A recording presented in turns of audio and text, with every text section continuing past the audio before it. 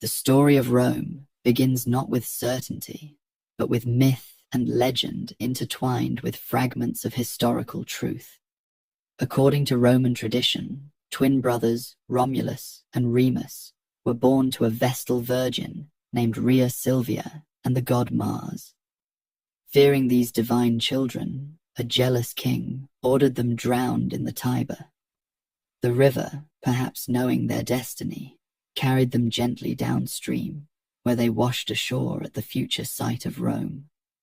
There, a she-wolf discovered the abandoned infants, nurturing them with her milk until a shepherd named Faustulus found and raised them as his own. As they grew into strong young men, they learned of their royal heritage and decided to establish a new settlement on the banks where they had been saved. But the brothers quarreled. In a moment that would echo through Roman history, Romulus killed Remus and became the sole founder of the new city. Standing atop what would later be called the Palatine Hill, Romulus marked the boundaries of Rome with a plough in the year we now call 753 before the Common Era, a date that Romans would later measure their history from. The early settlement was little more than a collection of thatched huts overlooking the Tiber, surrounded by stronger Etruscan cities to the north and Greek colonies to the south. To strengthen his nascent community, Romulus offered asylum to outlaws, exiles, and refugees from surrounding areas. This created a problem, a shortage of women, which Romulus solved through the famous episode known as the Rape of the Sabine Women, inviting the neighboring Sabines to a festival and then abducting their daughters as brides for Roman men. For nearly 2.5 centuries after Romulus, Rome was ruled by kings. 7 monarchs in total guided the early city's development, transforming it from a village into a significant regional power. After Romulus came Numa Pompilius, remembered as a wise and pious ruler who established many of Rome's religious traditions and institutions. He created the position of Pontifex Maximus, the chief priest, and established the Temple of Janus, whose doors would be closed only in times of peace, a rare occurrence in Roman history.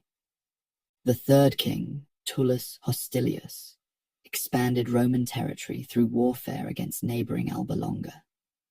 Under his rule, Rome absorbed the Alban population after their defeat, establishing a pattern of assimilation that would serve Rome well throughout its history. The famous combat between the Heraci and Curiati triplets, representing Rome and Alba Longa respectively, dates from this period, a symbolic battle that decided the fate of both cities without full-scale war. Ancus Marcius, the fourth king, constructed Rome's first bridge across the Tiber and founded the port city of Ostia at the river's mouth, opening trade routes that would eventually connect Rome to the Mediterranean world. He also expanded the city's boundaries to include the Janiculum Hill, providing better defense for the growing settlement. With the fifth king, Tarquinius Priscus, Etruscan influence became prominent in Roman culture. He initiated the construction of the Great Temple of Jupiter on the Capitoline Hill and the Circus Maximus for chariot races. The massive drainage project of the Cloaca Maxima began under his rule, transforming the swampy valley between the hills into what would eventually become the Roman Forum. Servius Tullius, the sixth king, implemented Rome's first constitution, dividing citizens into classes based on wealth and military capability. This organization, known as the Centuriate Assembly, would remain fundamental to Roman military and political life for centuries. Servius also constructed the first defensive wall around the entire city, encompassing the famous 7 hills of Rome: the Palatine, Aventine, Capitoline, Quirinal, Viminal, Esquiline, and Caelian. The final king, Tarquinius Superbus, Tarquin the Proud, ruled as a tyrant. His reign saw impressive building projects, including the completion of the Temple of Jupiter. But his arrogance and cruelty alienated the Roman nobility. The breaking point came when his son Sextus Tarquinius raped Lucretia, a virtuous Roman noblewoman. This outrage provoked a rebellion led by Lucius Junius Brutus and Lucretia's husband Collatinus. In 509, the monarchy was overthrown. Tarquin and his family fled into exile, and the Roman Republic was born. This new system of government, designed to prevent the concentration of power in any single individual, would shape not only Rome's future, but influence political thought for millennia to come. Looking back at this foundational period, we can see how Rome's early experiences shaped its character. From its beginnings, Rome displayed remarkable adaptability, absorbing influences from Etruscans and Greeks while developing its own distinct identity. The early Romans established traditions of military discipline, practical engineering, and legal organization that would serve as foundations for their later empire. The city that began as a small cluster of villages grew to include multiple settlements across the 7 hills, connected by paths that would become the famous streets of Rome.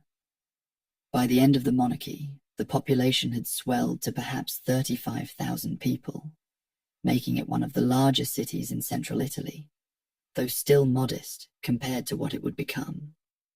Roman society in this early period was organized around the family, with the paterfamilias, male head of household, wielding nearly absolute authority over his dependents.